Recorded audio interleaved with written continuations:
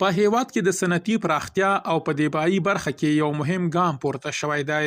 د لومړي ځل لپاره د وسلو او مهماتو د تولید تر ټولو ستره کارخونه پرانیستل شوې. بشپړ جزئیات په ویډیو کې تر پای وګورئ. پاتمنو لیدونکو ستړي مه شئ. په هیواد کې د صنعتي پراختیا او ملي دفاع په برخه کې یو مهم ګام پورته شوی دی.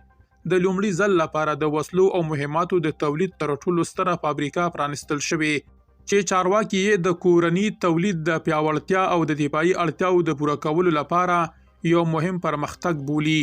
د معلوماتو له مخې دغه فابریکه د دې لپاره جوړه شوې چې د وسلوالو ځواکونو اړتیاوې تر ډیره د کورني تولید له لارې برابر کړي.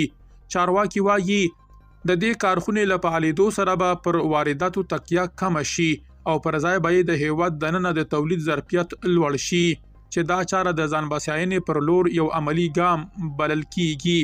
اقتصادي شنونکي باور لري چې د دې ډول تولیدي بنسټونو جوړېدل نه یوازې د دفاعي سکتور لپاره ارزښت لري بلکې د کورني صنعت تخنیکی مهارتونو او کاري فرصتونو د رامنځته کېدو لامل هم ګرځي.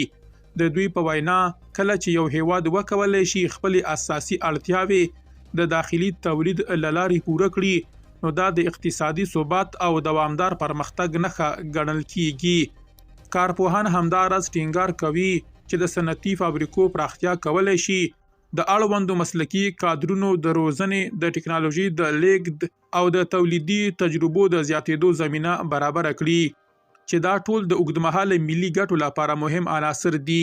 په ټوله کې د وسلو او مهماتو د تولید د سترې فابریکې پرانیستل د دې څرګندونه کوي چې هیواد هڅه کوي د کورني تولید پر مټ خپل دفاعي او اقتصادي اړتیاوې پیاوړې کړي او د ځان بسیاینې پر لور عملی ګامونه واخلي. درنو لیدونکو لمالتي